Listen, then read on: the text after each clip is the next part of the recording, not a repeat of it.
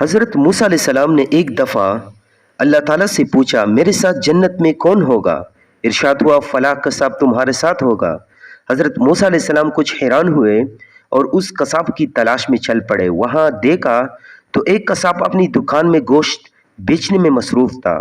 اپنا کاروبار ختم کر کے اس نے ایک گوشت کا ٹکڑا ایک کپڑے میں لپیٹا اور گھر کی طرف روانہ ہو گیا۔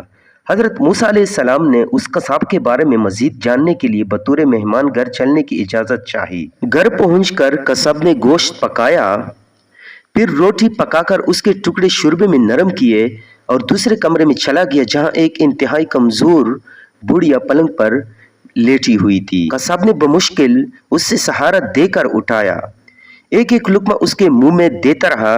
جب اس نے کھانا تمام کیا تو اس نے بڑھیا کا منہ صاف کر دیا۔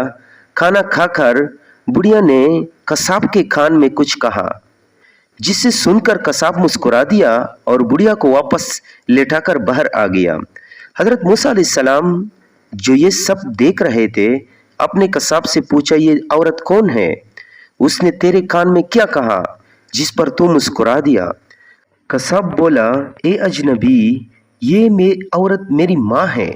گھر پر آنے کے بعد میں سب سے پہلے اس کے کام کرتا ہوں تو خوش ہو کر روز مجھے یہ دعا دیتی ہے کہ اللہ تعالیٰ تجھے جنت میں حضرت موسیٰ علیہ السلام کا ساتھ عطا فرمائے، اور میں مسکرا دیتا ہوں کہ میں کہاں اور موسیٰ کلیم اللہ کہاں۔